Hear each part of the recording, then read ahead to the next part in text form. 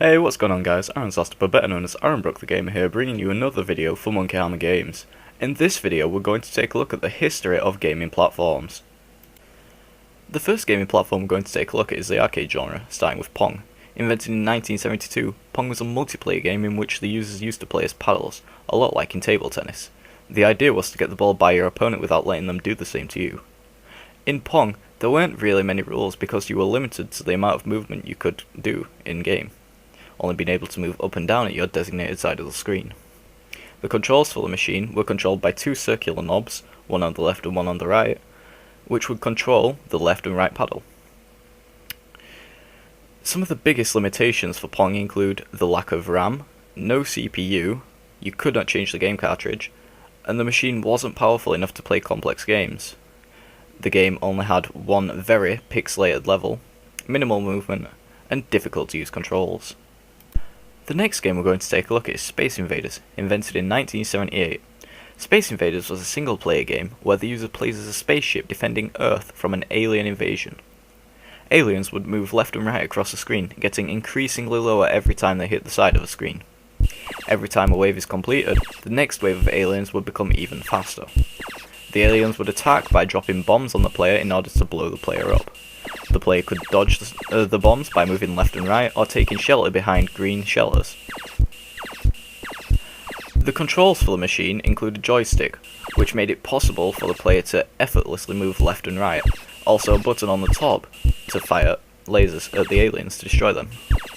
The limitations of Space Invaders include low CPU, low RAM, you could not change the game cartridge, and the game did not have varied levels, just the same level repeated over and over, with the aliens moving faster every time. The next platform we're going to take a look at is consoles. First on our list is the Nintendo Entertainment System, otherwise known as the NES. Made in 1986, the NES was an 8-bit console designed for gaming. The controller included a D-pad and had two buttons marked A and B. The controller also included start and select buttons in order to access the pause menus. The NES was what's known as a third generation console, and it had sold a total of 61.9 million copies worldwide. The console included an 8-bit processor, which by today's standards is quite low, but back then was considered very powerful. Another downfall to the console is how uncomfortable the controllers were.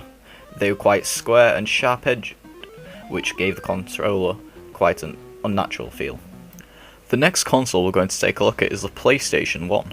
Produced in 1994, the PlayStation was the first in a long line of Sony consoles. It included a wired controller, which included a D-pad, 4 buttons, X, square, triangle and circle, and finally 4 triggers on the back, which were L1, L2, R1, R2.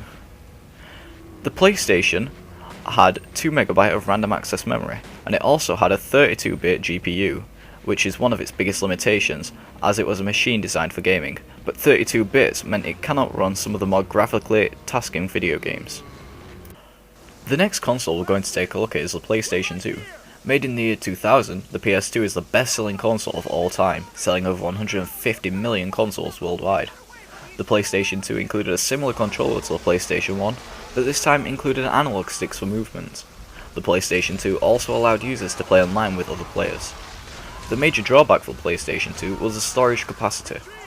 Official Sony PlayStation 2 memory cards only had a measly 8MB capacity, which by today's standards is almost nothing. The final console we're going to take a look at is the PlayStation 3. Made in 2006 by Sony, the PlayStation 3 included a wireless controller, which was identical to the PlayStation 2 controller. The PlayStation 3 had a 2.5-inch SATA hard drive, which had a total memory of 256MB. That blows the PlayStation 2's 32MB out of the water. However, even with the huge memory increase, it still wasn't big enough, as games increasingly got bigger and bigger, requiring more memory to store all of the game save data, which prompted Sony to release new versions of the PS3, which increased storage capacities. The next gaming platform we're going to take a look at is handheld devices. Firstly, the Game Boy. Made in 1989, the Game Boy was a handheld device designed for gaming, which included a small screen in the middle and a control system similar to the NES, a D-pad, an A and B button, a start and select button to access the menus. The Game Boy only included a 4.19 MHz processor. Some of the limitations for the Game Boy include the low quality graphics and of course the low power processor. The next handheld device we're going to take a look at is the PlayStation Portable. Made in 2005, the PSP was a handheld gaming device which included a screen in the middle and buttons surrounding the screen. The PSP had a single core processor which ran at 333 MHz. It also included a single core GPU which ran at a measly 166 MHz. The PSP's RAM was 64 MB DDR, followed by its video RAM which was 2 MB. And finally, the PSP's screen resolution was LCD 480 by 272. Some of the limitations for the PSP include its low graphical quality, making high graphically demanding games hard to run on the PSP, as well as the single core processor, making it limited in processing power. Next on the list is the PlayStation Vita. The PSV was made in 2011 and resembled a mixture of a PlayStation Portable and a PlayStation 3 controller. The PSV had a CPU that clocked in at 1.6 GHz and GPU that clocked in at 800 MHz. It had a total of 128 MB of video RAM, followed by 512 MB of system RAM, which were the biggest fallbacks for the PSV. Next on the list of platforms, we have PCs. First off, the BBC Computer.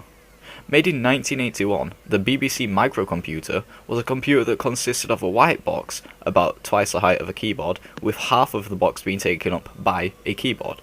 Being discontinued 22 years ago in 1994, it sold an amount of over 1.5 million units while it was on the market. The memory of the BBC Computer was 16 to 32 kilobits, and it had an 8-colour display, making it awful for gaming. As well as that being a limitation to the computer, it also had the limit of only having a 50 watt power supply. The next computer we're going to take a look at is the Commodore 64. Made in 1982, it was a small keyboard looking computer with an incredibly small screen. It was also quite bulky for a computer of its time. It had a graphics processing unit that consisted of 16 cores and a screen resolution of 320 by 200 pixels. As well as this, the memory was only a mere 64 kilobyte of RAM, and it managed to sell a total of 17 million copies while it was on the market. The main flaws of the PC were the graphics and processor, as neither of them were powerful to do much, let alone play games on. The final PC we're going to take a look at is the Macintosh 128K. Made in 1984, the Mac 128K was a small computer made by Apple and was one of the first in a long line of Apple computers that were to be made in the future. The memory of this computer was a built-in 128 kilobyte, and the CPU ran at 6 MHz. The main limitations of the computer were its memory being so small and not being able to hold much data, as well as the computer lacking the graphical ability to run any decently graphical styled games. And finally on our list, we need to take a look at TV gaming. TV games are not very popular because they are so generic and simple. They're controlled using the remote control, which is used for changing channels, so it's not so optimized for gaming. Obviously, the television does not have hardware that optimizes games, so this limits what games are created on the televisions. The games on the TV devices are usually made by satellite television companies such as Sky.